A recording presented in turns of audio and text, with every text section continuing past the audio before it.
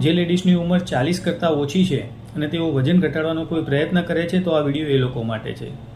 લેડીઝમાં મુખ્યત્વે 2 હોર્મોન્સ હોય છે, ઇસ્ટ્રોજન અને પ્રોજેસ્ટેરોન. આ બંને હોર્મોન્સ એમના મેન્સિસને મેન્ટેન રાખે છે. માસિકના પહેલા 15 દિવસ દરમિયાન ઇસ્ટ્રોજન પીક ઉપર પહોંચે છે. બાકીના 15 દિવસમાં પ્રોજેસ્ટેરોન પીક ઉપર પહોંચે છે. પ્રોજેસ્ટેરોન પીક ઉપર પહોંચે પછી લેડીઝમાં માસિક આવતું હોય છે. હવે જ્યારે વજન ઘટાડવા માટે તમે ક્રશ ડાયટ કરો ત્યારે પ્રોજેસ્ટેરોન હોર્મોન્સ પ્રોપર પીક ઉપર પહોંચતો નથી. માટે જે સ્ત્રીઓ વજન ઘટાડવાનો પ્રયત્ન કરે છે એમને માસિકના 1 વીક પહેલાં ક્રશ ડાયટ ના કરવું જોઈએ. ક્રશ ડાયટ કરવાથી એમનો પ્રોજેસ્ટેરોન હોર્મોન્સ પીક ઉપર નહીં પહોંચે અને એમનું મેન્સિસ ડિલે થશે. બીજું, માસિકના 1 વીક પહેલાં હાર્ડ એક્સરસાઇઝ ના કરવી જોઈએ.